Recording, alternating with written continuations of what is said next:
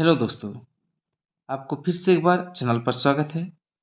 आज हम OSSTT, LTR Hindi syllabus की कहानी से जुड़ी एक कहानी जिसका नाम है प्रायश्चित, लेखक भगवती चरण वर्मा, इसको पूरी तरह से पढ़ेंगे। चलो देखते हैं। अगर कबरी बिल्ली घर भर में किसी से प्रेम करती थी तो रामू की बहू से, और अगर रामू की बहू घर भर में किसी से घृणा करती थी तो कबीर बिल्ली से। रामू की बहू 2 महीने हुए मायके से प्रथम बार ससुराल आई थी। पति की प्यारी और सास की दुलारी 14 वर्ष की बालिका। भंडार घर की चाबी उसकी करधनी में लटकने लगी। नौकरों पर उसका हुक्म चलने लगा और रामू की बहू घर में सब कुछ। सास जी ने माला ली और पूजा पाठ में मन लगाया। अगर परीक्षा में प्रश्न पूछे रामू की बहू की उम्र क्या थी तो इसका सही आंसर होगा 14 वर्ष। रामू की बहू कितने महीने हुए मायके से प्रथम बार ससुराल आई थी? 2 महीने हुए। लेकिन ठहरी 14 वर्ष की बालिका।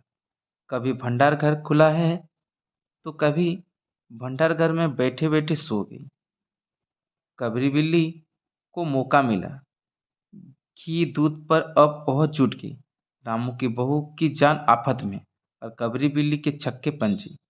रामू की बहू हांडी में घी रखते रखते ऊँघ गई और बचा हुआ घी कबरी बिल्ली के पेट में। रामू की बहू दूध ढककर मिश्रानी को जिन्स देने गई तो दूध नदारद। अगर बात यहीं तक रह जाती तो भी बुरा न था। कबरी रामू की बहू से कुछ ऐसा परच गई थी कि रामू की बहू के लिए खाना पीना दुश्वार। रामू की बहू के कमरे में रबड़ी से भरी कोटरी पहुंची और रामू जब आए तब कोटरी साफ चटी हुई। बयार से बालाई आई और जब तक रामू की बहू ने पान लगाया बालाई गायब। रामू की बहू ने तय कर लिया कि या तो वही घर में रहेगी या फिर कबरी बिल्ली। मोर्चाबंदी हो गई और दोनों सतर्क। बिल्ली फंसाने का काटखरा आया, उसमें दूध मलाई चूहे और भी बिल्ली को स्वादिष्ट लगने वाले विविध प्रकार के व्यंजन रखे गए। लेकिन बिल्ली ने उधर निगाह तक न डाली। इधर कबरी ने सरगर्मी दिखलाई। अभी तक तो वह रामू की बहू से डरती थी, पर अब वह साथ लग गई। लेकिन इतने फासिले पर कि रामू की बहू उस पर हाथ न लगा सकी। कबरी के हौसले बढ़ जाने से रामू की बहू को घर में रहना मुश्किल हो गया। उससे मिलती थी सास की मीठी झिड़कियाँ और पतिदेव को मिलता था रूखा सूखा भोजन। एक दिन रामू की बहू ने रामू के लिए खीर बनाई। पिस्ता बादाम मखाने और तरह तरह के मेवे दूध में ओटाए गए। सोने का बर्फ चिपकाया गया और खीर से भरकर कुटरा कमरे के एक ऐसे ऊंचे ताक पर रखा गया जहां बिल्ली ना पहुंच सकी। रामू की बहू इसके बाद पान लगाने में लग गई। उधर बिल्ली कमरे में आई। ताक के नीचे खड़े होकर उसने ऊपर कुटरी की ओर देखा। सुंघर माल अच्छा है। ताक की ऊंचाई अंदाजी। उधर रामू की बहू पान लगा रही है। पान लगाकर रामू की बहू साहस जी को पान देने चली गई और कबरी छलांग मारी। पंजा कुटरे में लगा और कुटरा झंझनाहट की आवाज के साथ फर्श पर। आवाज रामू की बहू के कान में पहुंची। सास के सामने पान फेंक कर वह दौड़ी। क्या देखती है कि फूल का कुटरा टुकड़े टुकड़े, खीर फर्श पर और बिल्ली डट कर खीर उड़ा रही है। रामू की बहू को देखते ही कबरी चंपत। रामू की बहू पर खून सवार हो गया। न रहे बांस न बजे बंसुरी। रामू की बहू ने कबरी की हत्या पर कमर कस ली। रात भर उसे नींद न आई। किस दांवों से कबरी पर वार किया जाए कि फिर जिंदा न बचे, यही पड़े पड़े सोचती रही। सुबह हुई और वह देखती है कि कबरी देहरी पर बैठी बड़े प्रेम से उसे देख रही है। रामू की बहू ने कुछ सोचा, इसके बाद मुस्कुराती हुई वह उठी। कमरी रामू की कबरी रामू की बहू के उठते ही खिसक गई। रामू की बहू एक कुटरा दूध कमरे के दरवाजे की देहरी पर रखकर चली गई। हाथ में पाटा लेकर वह लौटी तो देखती है कि कबरी दूध पर जुटी हुई है। मुंह का हाथ में आ गया। सारा बल लगाकर पाटा उसने बिल्ली पर पटक दिया। कबरी न हिली न टूटी, न चुप चीखी न चिल्लाई, बस एकदम उलट गई।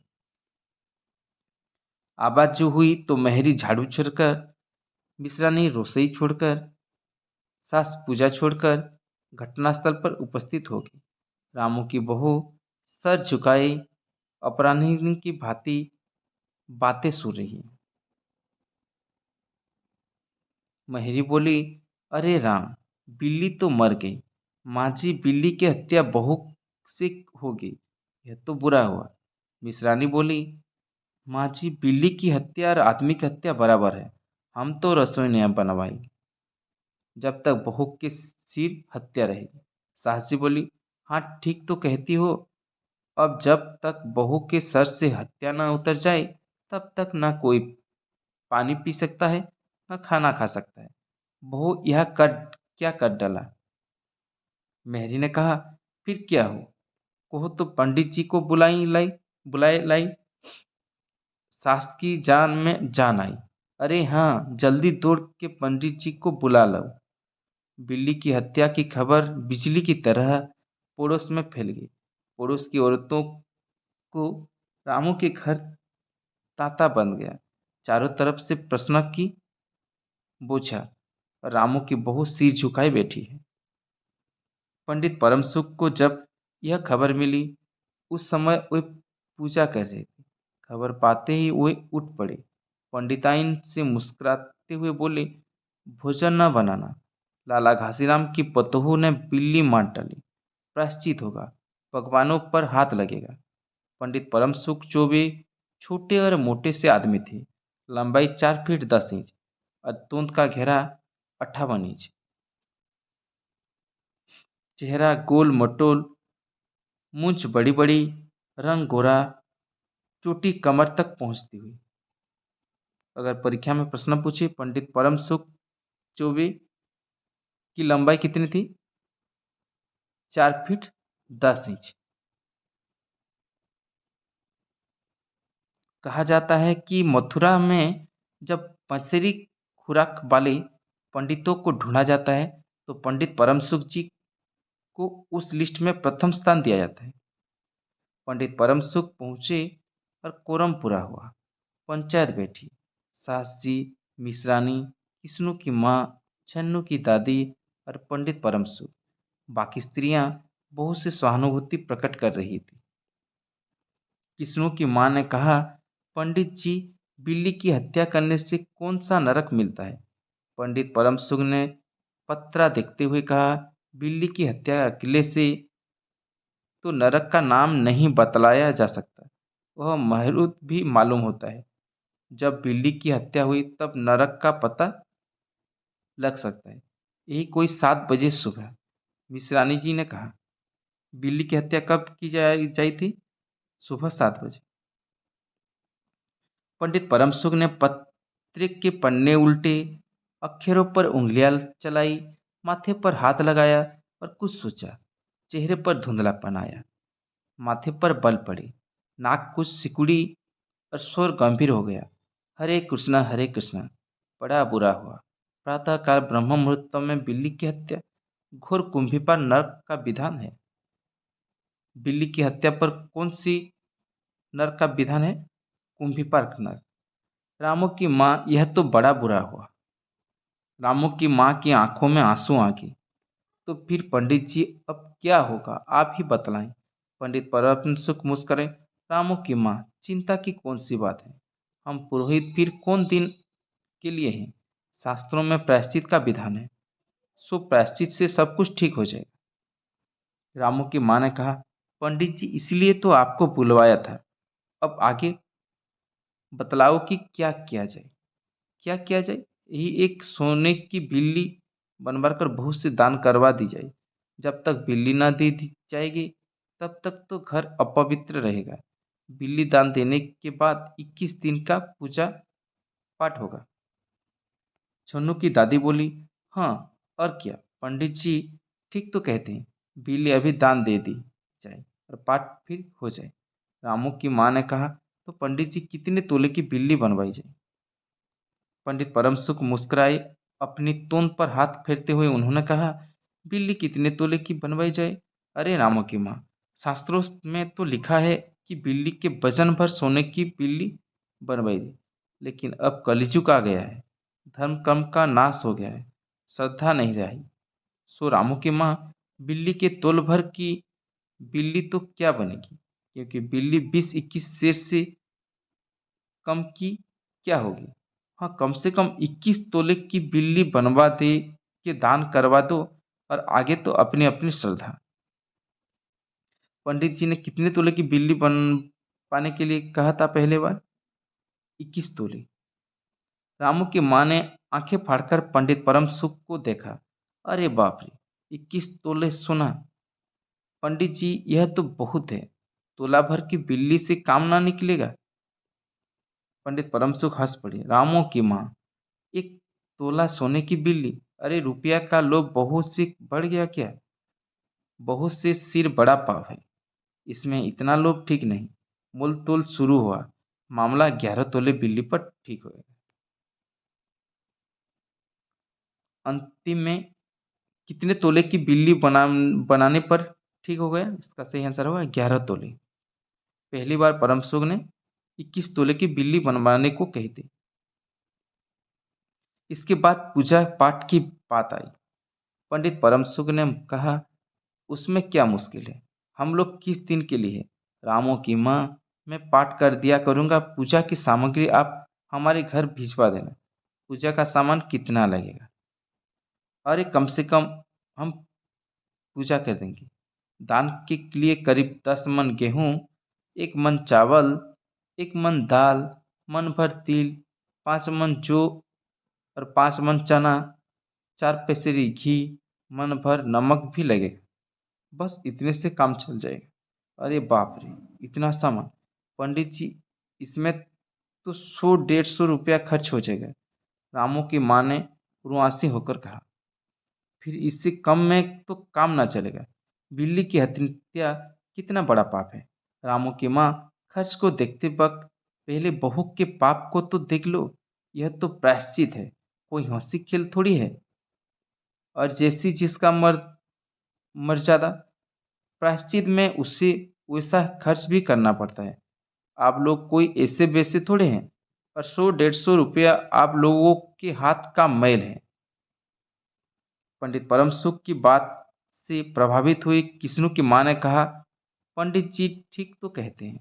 बिल्ली की हत्या कोई ऐसा वैसा पाप तो नहीं है। बड़े पाप के लिए बड़ा खर्च भी चाहिए।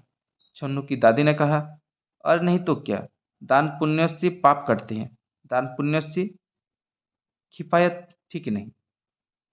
मिश्रानी ने कहा, और फिर माँ जी, आप लोग बड़े आदमी ठहरे, इतना खर्च कौन आप लोगों को अखरेगा?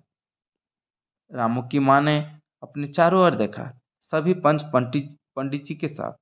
पंडित परम सुख मुस्कुरा रहे थे। उन्होंने कहा, रामू की माँ, एक तरफ तो बहू के लिए कुंभ पर नरक है, और दूसरी तरफ तुम्हारे जिसमें थोड़ा सा खर्चा है, सो उसमें मुंह न मोड़ो। एक ठंडी सांस लेते हुए रामू की माँ ने कहा, अब तो जो नाच नचाओगे, नाचना ही पड़ेगा। पंडित परम सुख जरा कुछ बिगड़ कर बोले, रामू की माँ, यह तो खुशी की बात है। अगर तुम्हें यह अखरता है तो ना करो, मैं चला। इतना कहकर पंडित जी ने पोथी पत्रा बटोरा। अरे पंडित जी, रामू की माँ को कुछ नहीं अखरता, बेचारी को कितना दुख है, बिगड़ो ना, मिश्रानी ने कहा। छन्नू की दादी और किस्नू की माँ ने एक स्वर में कहा। रामू की माँ ने पंडित जी के पैर पकड़े, और पंडित जी अब जमकर आसन जमाया। और क्या हो, 21 दिन के पाठ के 21 रुपये, 21 दिन तक दोनों वक्त 5-5 ब्राह्मणों को भोजन करवाना पड़ेगा। कुछ रुक कर पंडित जी परम सुख पंडित परम सुख ने कहा, सो इसकी चिंता ना करो, मैं अकेले दोनों समय भोजन कर लूंगा, और मेरे अकेले भोजन करने से 5 ब्राह्मण को के भोजन का फल मिल जाएगा। यह तो पंडित जी ठीक कहते हैं। पंडित जी की टोन तो देखो। मिश्रानी ने मुस्कुराते हुए पंडित जी पर व्यंग किया। अच्छा, तो फिर प्रायश्चित का प्रबंध करवाओ। रामू की माँ, 11 तोला सोना निकालो, मैं उसकी बिल्ली बनवा लाऊं। 2 घंटे में बनवा कर लौटूंगा। तब तक सब पूजा का प्रबंध रखो, और देखो पूजा के लिए। पंडित जी की बात खत्म भी न हुई थी, मेहरी हांफती हुई कमरे में घुस आई, और सब लोग चौंक उठे। रामू की माँ ने घबरा कर कहा, अरे क्या हुआ री? मेहरी ने लड़खड़ाते स्वर में कहा, माँ जी, बिल्ली तो उठकर भाग गई। यहाँ पर कहानी समाप्त होता है। अगर आपको वीडियो अच्छा लगा तो चैनल को सब्सक्राइब कीजिए, वीडियो को लाइक कीजिए, कमेंट कीजिए। धन्यवाद।